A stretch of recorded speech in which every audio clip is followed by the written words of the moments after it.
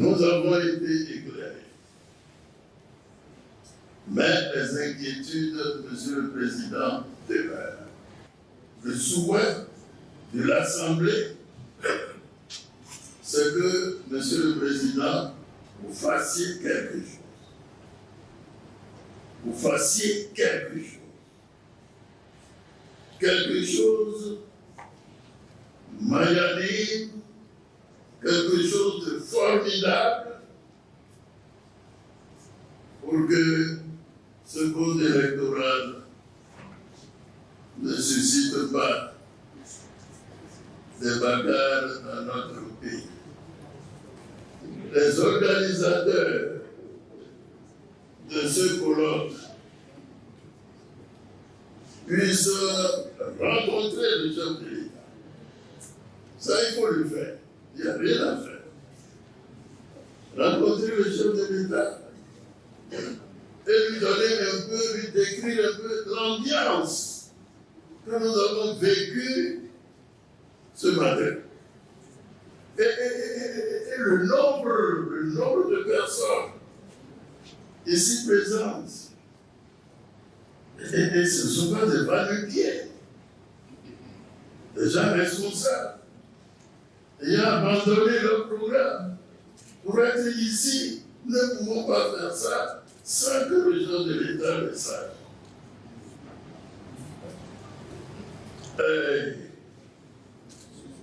Ainsi, les religieux ont organisé cette rencontre.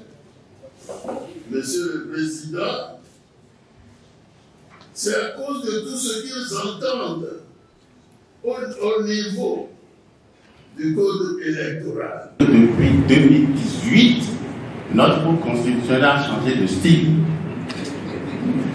Et comme le professeur Guédébé a extrait quelque chose d'une décision, je suis obligé de provoquer une rectification ou une réflexion.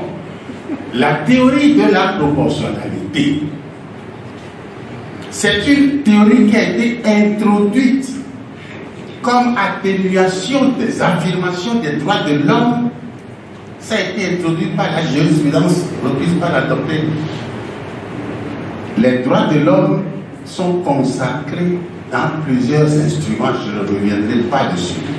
Et aucun pouvoir en place n'a le droit de toucher aux droits de l'homme. Sauf lorsqu'il y a un grand danger dans une société, qu'on a fabriqué la théorie de la proportionnalité pour abolir le danger, éloigner la menace. Alors lorsque notre cour recourt à cette théorie de la proportionnalité, quel était le danger qui menaçait pour prendre telle loi? Quel est ce danger-là? C'est une question. Et je passe au troisième point qui est lié un peu à la question que je viens de poser. C'était à la base, dès le départ, que tout est faussé. Le précepte sur lequel on a tout construit, c'est privilégier le système partisan par rapport aux citoyens. Le citoyen qui a des obligations, certes, mais qui a aussi des droits. C'est tout. Je ne veux pas développer.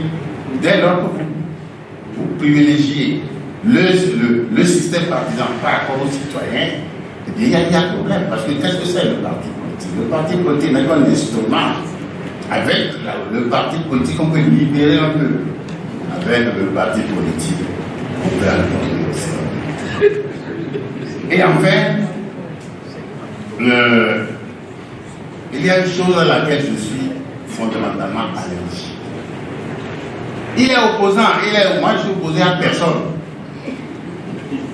Je suis opposé à des idées, à des actions, à des postures. Mais je suis opposé à personne. Je peux me battre avec lui aujourd'hui et je le prends après par la main, on va aller manger ensemble. Je suis opposant à personne. Mais hier, j'ai lu quelque chose qui m'a choqué.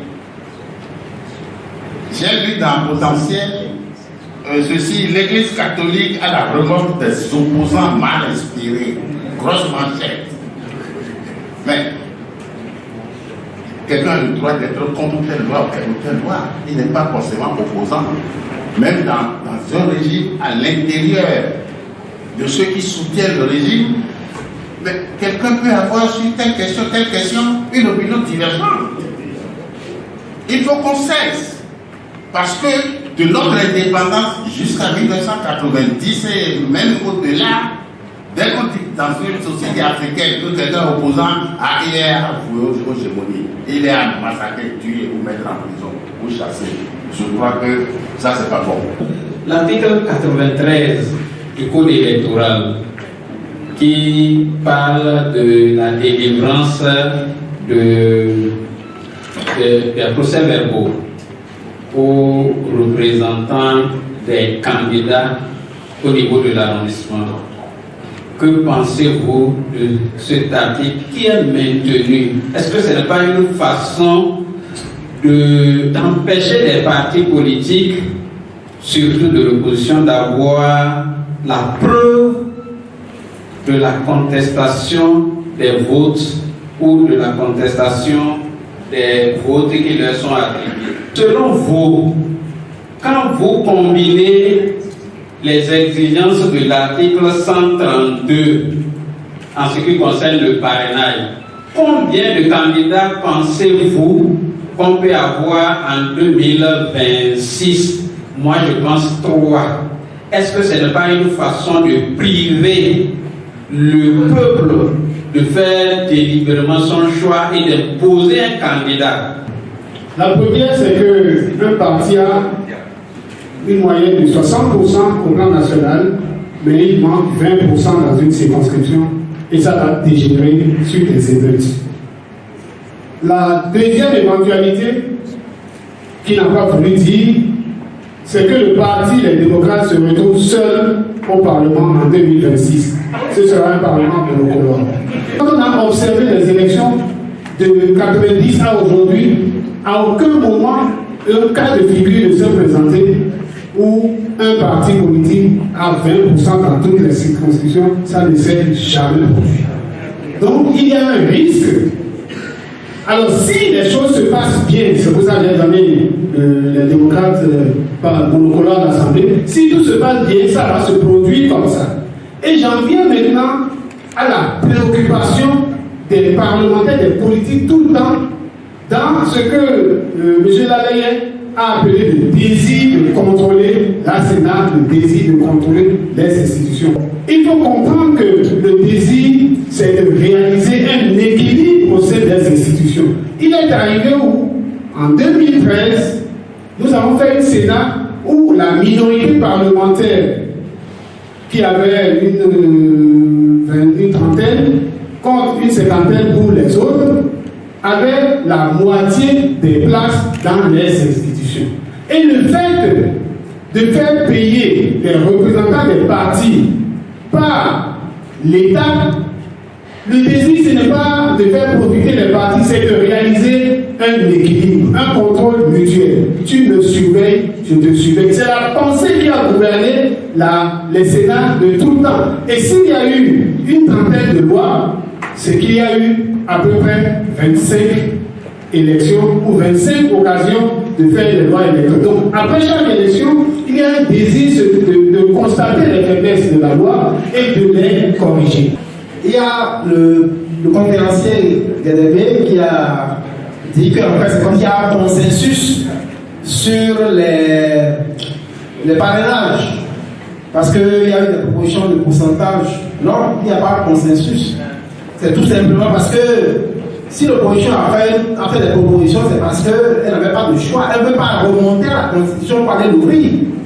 Parce que si on doit instituer le parrainage, on doit faire un parrainage pour qu'il y ait le parrainage citoyen et le parrainage des élus comme ailleurs partout. Pour qu'il n'y ait pas que les partis politiques qui ont élu. Donc il y a une confiscation du pouvoir qui est là. Donc c'est dans ce schéma-là que l'opposition propose une réduction par rapport à ça. Parce qu'on ne peut pas aller ouvrir la Constitution. Deuxièmement, par rapport au nouveau code, j'avoue que il n'y a même rien à regarder dedans. Quand vous lisez, c'est vraiment c'est le chaos. En fait, ils ne veulent pas d'élection. Ces gens-là ne veulent pas d'élection Ils veulent confisquer le pouvoir tout simplement. Avant 2019, c'est les partis politiques qui choisissent les agents électoraux.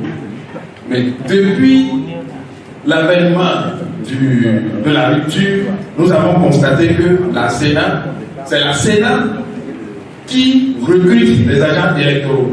Est-ce que ce n'est pas un moyen pour exclure une partie du peuple à contrôler les élections? Parce que, à partir d'un moment donné, nous avons constaté que la Sénat est monocolore. Ça voudra dire que c'est ceux qui se représentent dans la Sénat, c'est eux seuls qui ont les agents électoraux au niveau de tous les bureaux de vote. Ma deuxième préoccupation,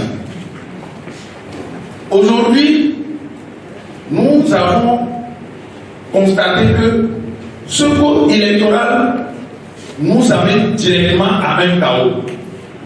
À l'heure où nous sommes là, tout Béninois confondu, tout parti politique confondu ou citoyen, lambda, est-ce que ce n'est pas le moment que chacun de nous dise, assoyons-nous et voyons qu'est-ce qu'il faut faire pour que ce code électoral ne nous amène pas à un chaos? Parce qu'aucun parti ne peut avoir 20% dans toutes les circonscriptions électorales